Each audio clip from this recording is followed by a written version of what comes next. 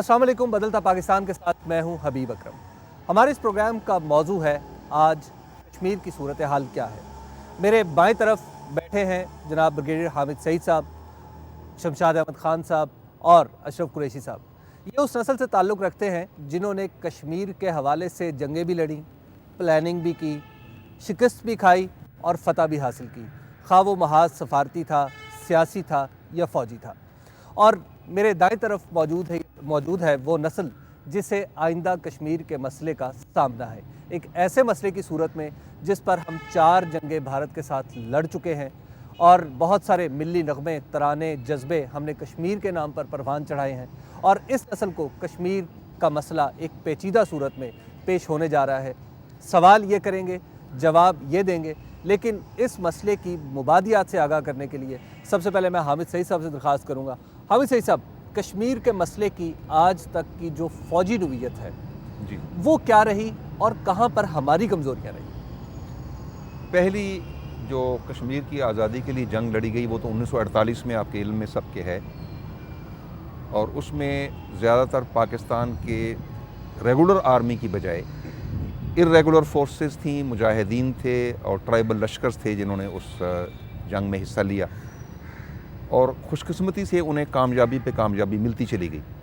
और जब वो बिल्कुल भारत को ये वाज़ेह हो गया कि कश्मीर हमारे हाथ से जाता रहा है, तो मैं बाकी चीज़ों को थोड़ा मुख्तसर करके बोलूँगा कि भारत यूनाइटेड नेशंस में केस ले गया कि भारत का जो इल्हाक इसका पहले से महाराजा कश्मीर भारत के साथ कर चुका है, और उस इल्हाक की आड़ लेकर उन्होंने कश्मीर में अपनी फ़ौजें और एयरफोर्स का इस्तेमाल करना शुरू कर दिया।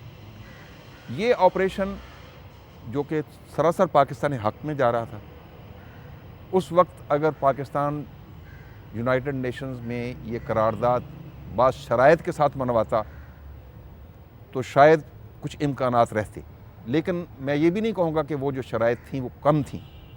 बैनुल-अक़वामी तौर पे वो बड़ी बाइंडिंग शराइत थी, और पंडित नेहरू ने बार बार ये कहा कि हमारी ये कमिटमेंट है कश्मीरियों के साथ और पूरी अक़वाम आलम के साथ कि हम कश्मीरियों को राय दही का हक़ देंगे।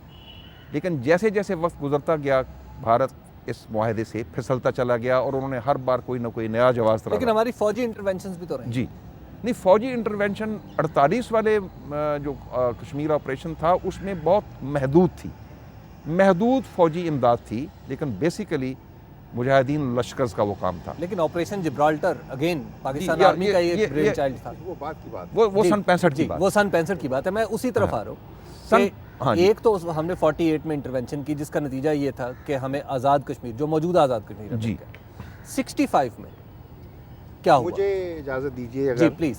जी देखिए, सबसे पहली बात तो ये है कि कश्मीर का मसला जो है वो हमारी ख़ारजा पॉलिसी का एक मरकज़ी अंसर है। सेंट्रलिटी जो है ना कश्मीर के इशू को, वो हमारी ख़ारजा पॉलिसी में हमेशा रही है। ये मसला कैसे पैदा हुआ, उस हवाले से मैं ये जो ब्रिगेडियर साहब से आपने सवाल किया, मैं जवाब देने की कोशिश करूँगा कि 3 जून 1947 का जो एक प्लान था जिसके मुताबिक इंडिया और पाकिस्तान की तकसीम की जानी थी, और उसके मुताबिक ये था कि हिंदू मेजॉरिटी, हिंदू अक्सरियत के इलाके इंडिया का हिस्सा बनेंगे, मुस्लिम अक्सरियत के इलाके पाकिस्तान का, यानी जो मुस्लिम अक्सरियत की रियासतें हैं। तो ये फार्मूला था एक पार्टीशन का, लेकिन अंग्रेज़ों की ख़यानत की वजह से आखिरी मौके पर जब कि कुछ और हमारी सरहदों की हदबंदी हो रही थी उसमें भी ख़यानत की, कुछ इलाके जो हमें आने थे वो उन्होंने इंडिया की तरफ शो कर दिए। लेकिन कश्मीर का मसला, कश्मीर की रियासत अक्सरियत मुसलमानों की थी, तो कानूनी तौर पर, उसूली तौर पर कश्मीर की रियासत पाकिस्तान का हिस्सा बनना थी। मगर हिंदुस्तान ने वहाँ, चूँकि वहाँ हिंदू राजा था, तो उस हिंदू राजे ने कहा कि मैं इल्हाक करना चाहता हूँ इंडिया के साथ, और वो उसने इल्हाक एक इंडिया ने ज़बरदस्ती करवा के और एक तरह से एक्सेशन करवा लिया, अपनी फ़ौजें भिजवा दी। उसके रिएक्शन में फिर ये हुआ कि जो कश्मीरी लोग थे उन्होंने एक अपनी तरफ से रेजिस्टेंस पैदा की, और उनकी मदद को हमारे कबायली लोग जो थे वो गए ہمارے شمالی علاقوں سے، تو انہوں نے یہ جو آج آپ کا آزاد کشمیر ہے یہ انہوں نے آزاد کروایا۔ دیکھا جائے اگر وہ جو ریزسٹنس تھی اور ہمارے جو کشمیری اور قبائلی بھائیوں کے ساتھ اگر وہ سٹرگل جاری رہتی تو شاید پورا کشمیر آزاد ہو جاتا، لیکن وہ پھر سیاسی مصلحتوں کی وجہ سے اس وقت انڈیا نے ساری دنیا میں شور ڈال دیا، اقوام متحدہ میں چلا گیا، سیز فائر ہو گئی، اور انڈیا نے وہاں پر کچھ ایسے کمٹمنٹس کر دی اقوام متحدہ میں جن کے مطابق یہ تھا کہ میں ہر بات وہ کرنے کو تیار ہوں جو کشمیری چاہیں گے۔ قریشی صاحب، یہ جو ایک جدوجہد جاری ہوئی 48 میں بھی ہم نے دیکھا کہ جیسے ابھی شمشاد صاحب نے بھی کہا، بریگیڈیئر صاحب نے بھی کہا کہ اس وقت معاملہ یہ تھا کہ ایک عام اپ رائزنگ کے نتیجے میں آزاد کشمیر آزاد ہوا۔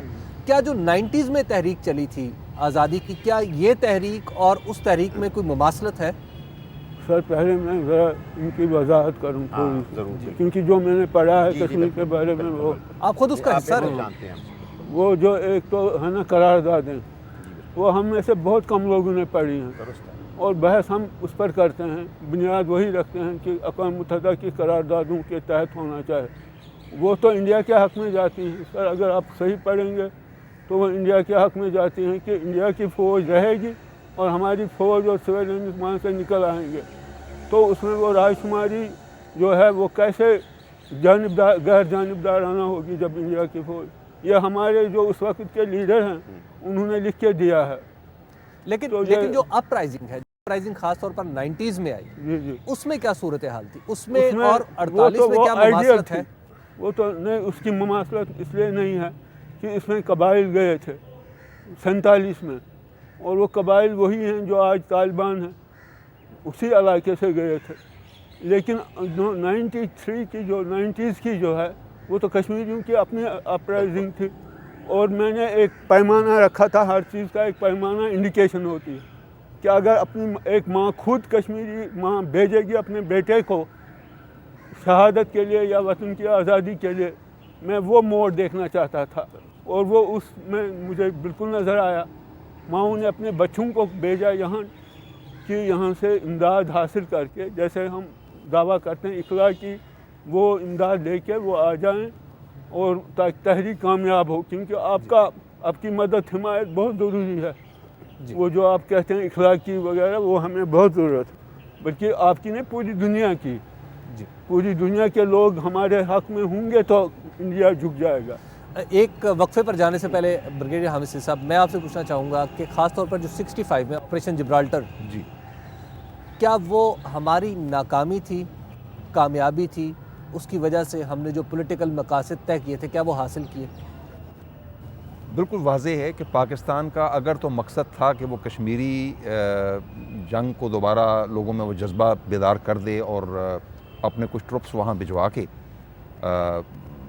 آپریشن شروع کرا دے، تو اس میں تو سراسر ناکامی ہوئی، اور انٹرنیشنلی اور ڈپلومیٹیکلی ہم نے اپنے دوستوں کو اپنے اعتماد میں نہیں لیا تھا، ڈپلومیٹیکلی بھی ہم نے مار کھائی، اور اس کے نتیجے میں جو آپ کو ایشورنس آپ کے فارن آفس نے دی تھی، پتہ نہیں کس غلط فہمی کی بنیاد پر یا ارادتاً، کہ انڈیا جو ہے وہ انٹرنیشنل بارڈر کو کراس نہیں کرے گا۔ انڈیا نے جب دیکھا کہ کشمیر کو حقیقی خطرہ لاحق ہے تو انہوں نے انٹرنیشنل بارڈر کراس کر کے آپ کے لاہور، سیالکوٹ اور باقی اہم مقامات پر پاکستان کا وجود خطرے میں ڈال دیا۔ جی، ابھی وقت ہو گیا ایک بریک کا۔ بریک کے بعد یہ اسٹوڈنٹس ہیں جن کے سامنے کشمیر کا مسئلہ جانے والا ہے، اور یہ پینل ہے جو ان کے سوالات کا جواب دینے کے لیے ڈیفینیٹلی تیار ہے۔ ایک بریک ہے، آپ دیکھتے رہیے بدلتا پاکستان۔